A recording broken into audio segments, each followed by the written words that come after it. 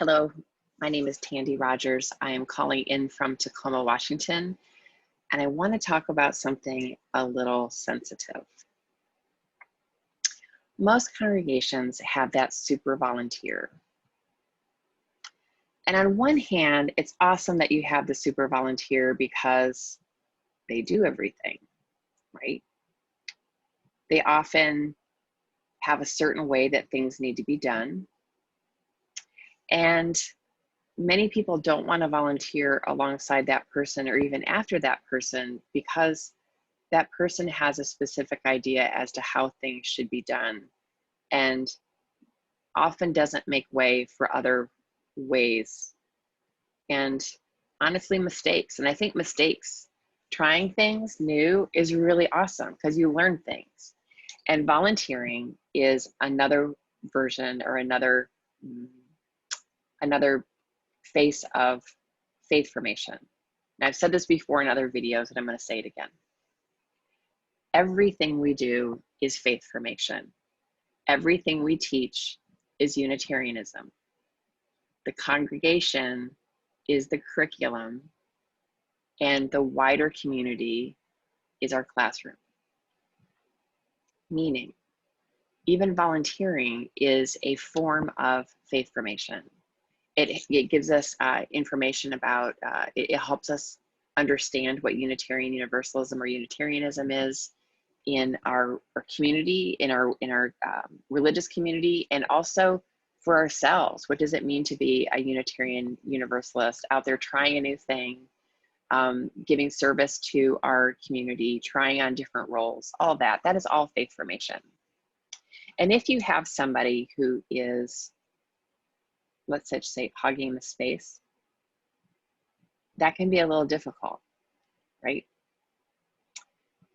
And I'm hemming and hawing about this because I'm going to tell you a very tender story. I was that person. I was the person who was hogging all the space. And a lot of people would give me a lot of kudos for it, which felt really good. And then that only it just grew the monster, quite honestly. So I have some workaholic tendencies. I'm not proud of it, but I do. And I loved church. It's where I felt good. It was where my people are. I would get my ego stoked. And I just love church. And so I was on almost every single committee. I think I've done everything in the congregation except two things. I've never been a parish minister, and I've never been on a board of directors. God bless those roles.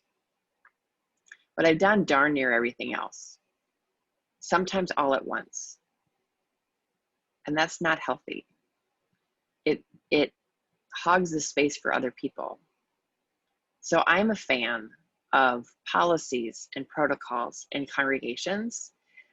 This is called leadership succession planning. So let's say, also families can hog the space. So I'm a fan of policies and protocols that say, if you have somebody on a board of directors, they can't be employees of the congregation. I can't think of what that word is. I'm sure you know it. Nepotism. It's usually a nepotism clause. Or if you have somebody, you can't have somebody in positions that decide budgets where a family member is on that committee that's benefiting from the budget. I hope that makes sense. Those kind of things. But also, let's say you can't be on more than, I don't know how many committees you have. You would figure that out. But here's what my congregation did.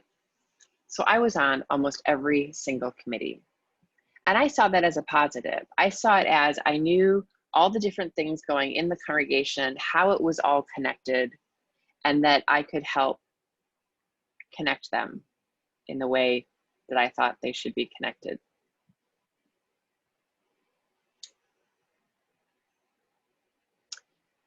So one day, our minister surprised me. It was during worship service, called me up before everyone, and had this little lovely chalice. It was little, oh, I might have it still. I don't have it here. Oh, I know where it is. It's in my closet. It's a little, I take it with me wherever I go. It's in like in a little container, and then I take it. It's my portable altar, if you will. Anyway, this beautiful hand carved chalice, and gave it to me in front of everyone. I was like, oh my goodness, look at me getting my kudos, my gold stars on the forehead for being such a stellar, uber awesome volunteer. And what he said was, the congregation, we're giving you a voluntary, an involuntary volunteer sabbatical. You got that? Involuntary, meaning I didn't sign up for that. Volunteer sabbatical, meaning I wasn't allowed to volunteer for a while, for a full year, a whole year. And everybody was in on it. I was like, what? No, I wasn't allowed to do anything but be served and notice what I actually wanted to do. Because here's the thing.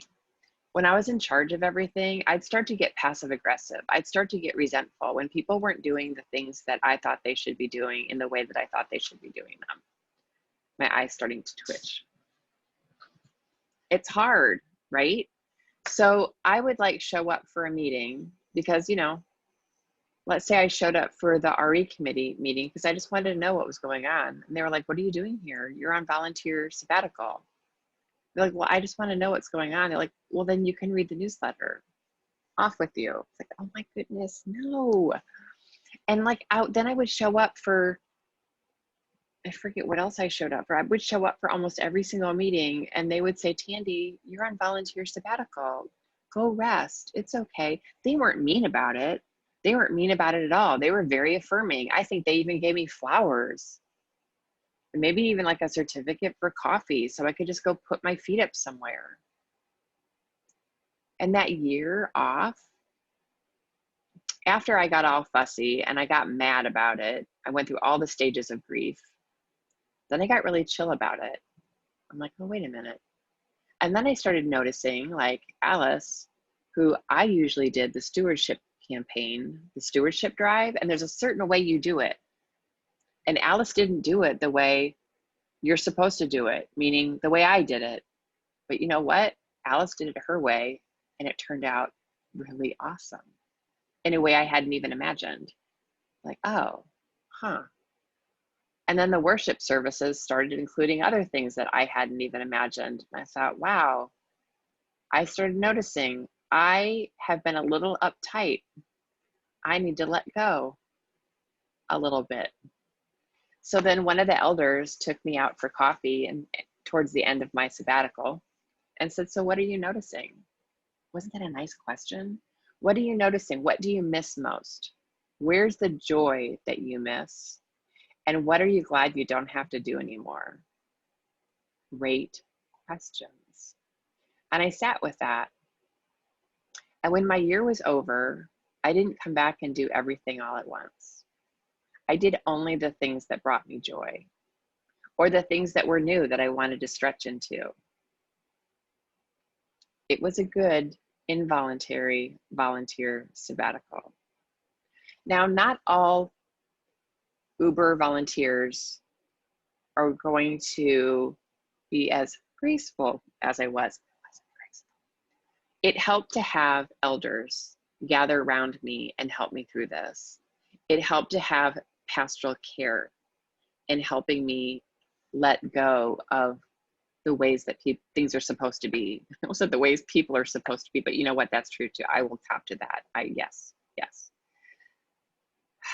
So if you don't already have policies and protocols for leadership succession planning, please do.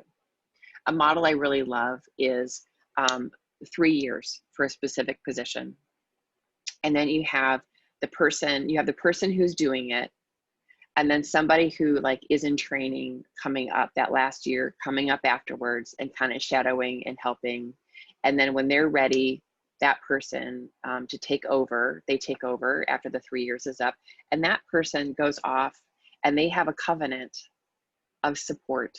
And I've seen this work beautifully in places where they have a covenant where that person who had been doing it will support quietly and never publicly criticize them, but to help support them in the way that they want to be supported, that volunteer. I see it work beautifully. We had a ceremony in Boise, Washington, where we gathered all the past presidents, and we gathered them because they had just voted in their youngest president ever, and she was a little nervous because some of the past presidents were full of a lot of energy and the way that things should be, and there was a little worry that she was going to be bullied. And so we gathered all the past presidents, and we gathered in a circle, and we had the past presidents each share a story of what went really well on their watch, and then something they struggled with. And they listened to each other. And there was, oh my gosh, we had so much fun with the storytelling. And then the new president coming in got to say what she was looking forward to, what gifts that she was looking forward to bringing. And she got to say what she was a little nervous about. And she got to ask the presidents for very specific prayers and very specific kinds of support. And then we had, and I don't have it for you, I'm sorry, and I'm quite sure that you can make your own up. But we had an agreement, we had a covenant. It was very short, but an agreement that the former presidents would never publicly criticize her, would never publicly try to undermine her, and would only support her. And if they couldn't support her, they would be quiet about it and remove themselves from the center of whatever was going on.